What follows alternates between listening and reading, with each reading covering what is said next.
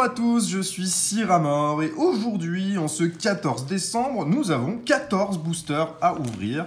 Ce sont tous des boosters anglais qui proviennent de coffrets Célébration. On a du Ténèbres embrasées, du Règne de glace, du style de combat et du voltage éclatant. On va s'ouvrir les styles de combat, ensuite les Règnes de glace, et on terminera par Ténèbres embrasées et voltage éclatant, qui sont pour moi les deux séries les plus intéressantes ici. On terminera sans doute par voltage éclatant d'ailleurs, parce que dans voltage éclatant, il y a de très jolies choses à avoir. Les cartes Amazing, le Pikachu Dynamax, là, le gros Kachu. Puis grosso modo, c'est tout ce qu'on espère avoir là-dedans. Dans style de combat et Règne de glace, ce qu'on espère avoir, c'est les cartes dites alternatives. Et c'est à peu près tout ce qui va nous intéresser sur style de combat, ou de la full art, ou de la gold, ça peut être sympa aussi. Mais ce seront que des cartes anglaises aujourd'hui. On démarre avec une énergie, une niveau ball, Onyx, Seribu, Pachirisu et Oko. En reverse, un petit Boostiflor. Et un Entei holographique, eh bien pourquoi pas, c'est très sympa. On va le laisser là, parce que sur style de combat, pour avoir des cartes déjà holographiques, c'est compliqué. Alors soyez pas surpris, j'enlève la carte à code hors caméra, parce que sur les boosters US, la carte à code spoil s'il y a quelque chose dans le booster ou pas. En fonction de la couleur de la carte, on sait si on a soit une holo, soit une V, soit une ultra rare, ou s'il n'y a rien, et s'il y a une rare simple. Donc pour ne pas vous spoiler, je les retire hors champ. Comment il s'appelle celui-là? Fulgudog en reverse. Et Hexadron en rare. Troisième et dernier booster style de combat.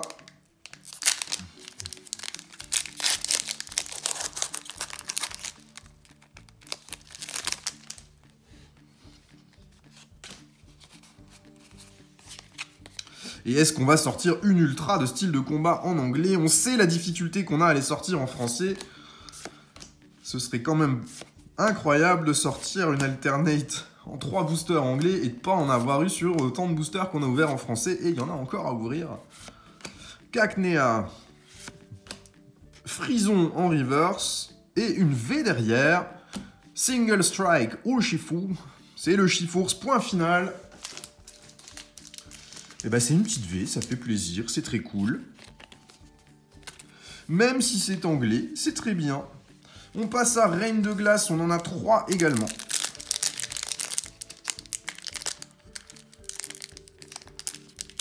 Et compte tenu de la chance qu'on a eue sur notre première ouverture de booster US, je sais pas si c'est une impression ou si les taux sont quand même plus cléments sur les boosters anglais.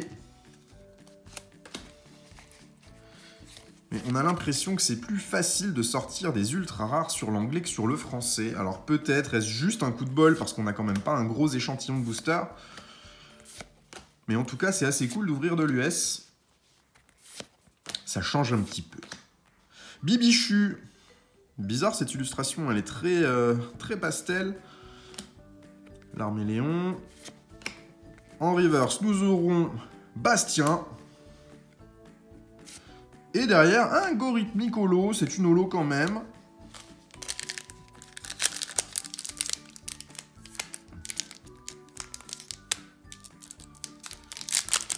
On enchaîne avec Règne de glace, le deuxième booster.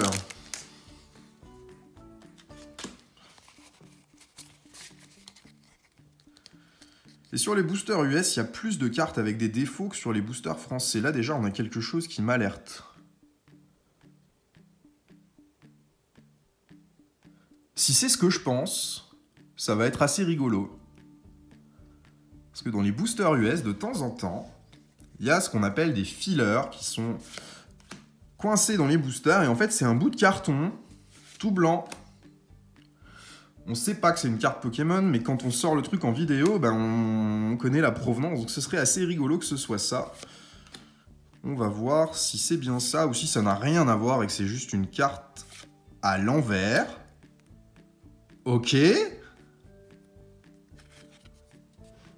Ok, c'était une carte juste à l'envers dans le booster, eh ben ma foi, pourquoi pas. En reverse, un tout à fait de Galar, et derrière, un Celebi, très très bien.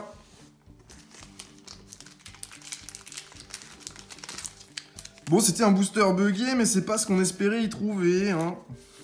C'est bizarre quand même, ce petit Aspico qui arrive à l'envers dans le booster. Autant des cartes retournées, on l'a déjà vu.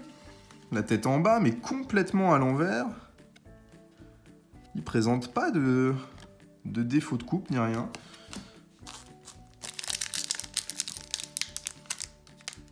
Bon, pourquoi pas. Et notre dernier booster, Reine de Glace, avant de passer à la série Ténèbres Embrasées. Une énergie. Clara. Bastien. Spectrum. Arméléon. On va passer rapidement sur les communes. En reverse, Pyrax. Et derrière, nous n'aurons rien. Bah, c'est pas si mal finalement. On a eu une holo et une ultra sur chaque lot de booster, style de combat et Reine de Glace.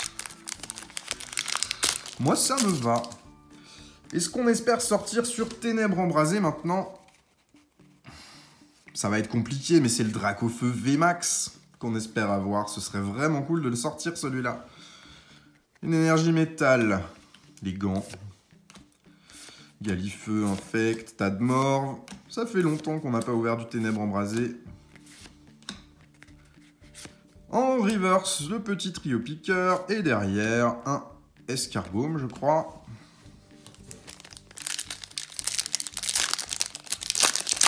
Bon, pour l'instant, on n'a pas autant de chance sur notre ouverture qu'on l'a eu sur la première ouverture US qu'on a faite.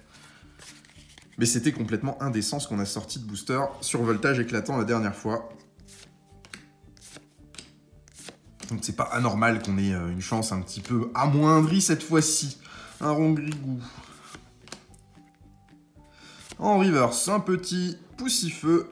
Et derrière, Melmetal en rare. Rien dans ce booster.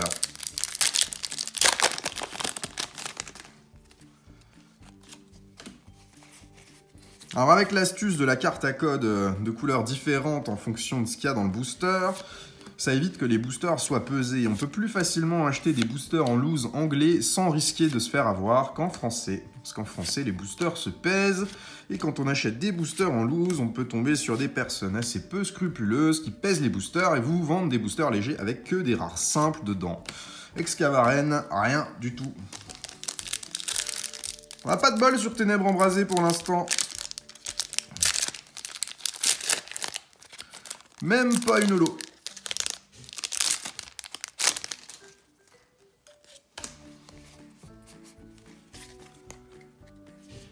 Énergie. Vibranymph, Scrutella et Tourmi. On n'a pas de carte non plus avec de gros défauts. C'est plus fréquent sur l'US d'avoir des cartes complètement décentrées. Ou avec... on n'a rien du tout. Avec des crimps. Ça arrive bien plus sur l'US que sur le français. Et plus particulièrement sur les séries récentes comme ici.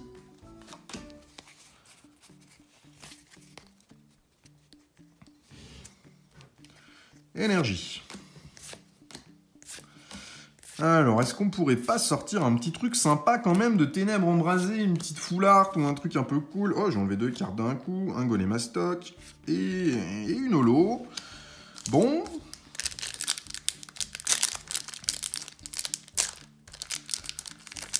Ben, je retire ce que j'ai dit, on n'a pas plus de trucs cool qui sortent des boosters anglais que des boosters français. On a juste eu beaucoup de chance la dernière fois.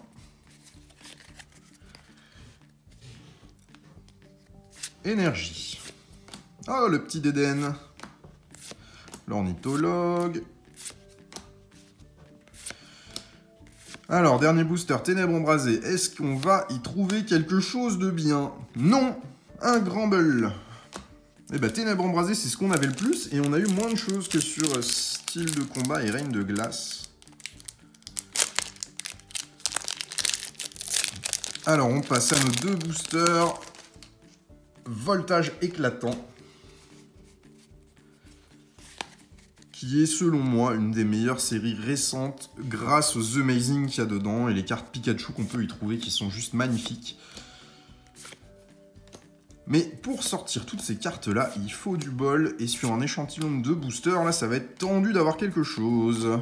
Salamèche. Une reverse, donc pas d'amazing, et une V. Ok, Darumaron, Macho, Galar. Ça nous fait une ultra quand même, c'est pas trop mal. Et dernier booster. Espérons avoir du bol. J'adorerais sortir une autre amazing. Parce que j'adore ces cartes. Énergie. Sinistrile. Un casque. Alistair. Wailmer. On va aller doucement parce qu'on va arriver à la reverse. Qui peut être une amazing. Elle ne le sera pas. C'est un Dead-End reverse. Et un Magearna holographique derrière. Bon bah voilà, en 14 boosters US, on a eu 3 ultras, c'est pas trop mal, mais on a eu que des V, pas de VMAX, pas de secrète. On a eu beaucoup plus de chance sur notre dernière ouverture de boosters anglais, mais c'est pas trop mal ce qu'on a eu. Je vous remercie d'avoir suivi cette vidéo et à demain pour la suite.